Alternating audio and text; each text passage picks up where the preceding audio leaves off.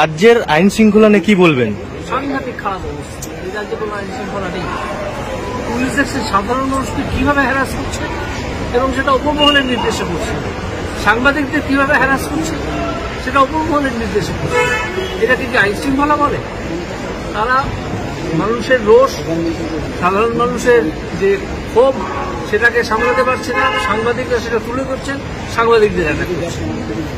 এটা চূড়ান্ত অগণতান্ত্রিক অবস্থা। এটা ছাড়া বেশি দিন চলতে পারে না। আমার কালকে একটা ইন্টারভিউতে জিজ্ঞেস করেছিলেন যে রাষ্ট্রপতি শাসনের 356 এর মতো পরিস্থিতি আছে কিনা। আমি ক্লিয়ারলি বলেছি হ্যাঁ আছে। 356 করা দরকার। সন্দেশখালীতে কি হল? মা বোনদের ওপর অত্যাচারের মুখ্যমন্ত্রী একদিনে যাননি, সেই এলাকার যিনি এমপি সেদিন তিনি একদিন যান, তাই তো? তাই না? গান বাজনা করছেন। আপনার কি মনে হয় রাজ্যের মুখ্যমন্ত্রী রাজ্য চালাতে সম্পূর্ণভাবে ব্যর্থ? গোল্লা পাবে আমার হাতে, গোল্লা বিগ জিরো। 24-এর নির্বাচনে কত সিট পেতে পারে বিজেপি, কি মনে করছেন? এখন সেটা আমি ওটা সেফোলজিস্ট হিসেব করবেন, আমি সেই দায়িত্বে। বাংলায় কেমন পেতে পারে? 42-এ? সেটাই বলছি, 42-এ বাংলার কথাটাই বলছি। আমি বলতে পারবো না, এটা সেফোলজিস্টরা হিসেব করে বলবেন, আপনারা তখন বুঝে নেবেন। আপনাদের সেফোলজিস্ট তো আপনাদেরই থাকে না, কেমন হতে পারে, ফল কেমন হতে পারে? আমার ধারণা নির্বাচন যদি অবাধ হয় এবং রিগিংটাকে যদি আটকানো যায় তাহলে অসম্ভব ভালো রেজাল্ট হবে। তৃণমূল এমনকি মুছেও যেতে পারে। তমলুকে আপনার নামে আমি জানাচ্ছি কিনা এখনো তার ঠিক নেই। যখন আমার দল আমাকে বলবে সেই জায়গায় গিয়ে তোমার জানাতে হবে বা তোমার জানাতে হবে না, তুমি অন্য কাজ করো, যা বলবে সেই অনুযায়ী কাজ। রাজ্যের হয়ে প্রধানমন্ত্রীর কাছে কিছু বলার রয়েছে ব্যক্তিগতভাবে?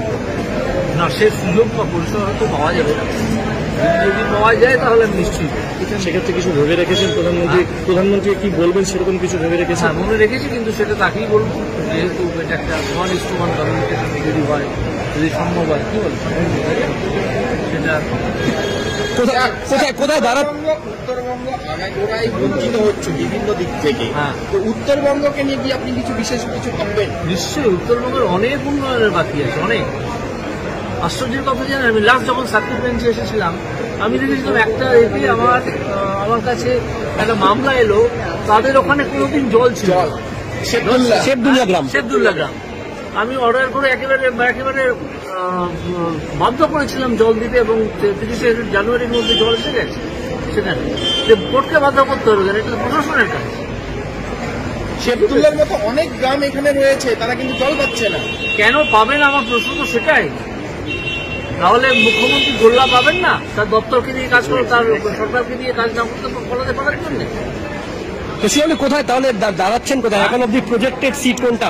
সেটা আগে আমার দল আমাকে বলুক কখন। তার তমলুক সন্দেশখালীতে শেখ শাহজাহানের যখন তলব করে, সিবিআই তলব করে, মানে ফল রেকর্ডে অনেকের নাম উঠে এসেছে, কিন্তু তিনি সেই বিষয়গুলি এড়িয়ে যেতে চেয়েছেন। সবাই এড়িয়ে যাবে, যারা অপরাধ করেছে তারা অপরাধ তো এড়িয়ে যাবে। কি বলেন শঙ্করবাবু? তাই না? এই প্রশ্ন শঙ্করবাবু দিতে বলবেন, শঙ্করবাবু আরো ভালো বলবেন।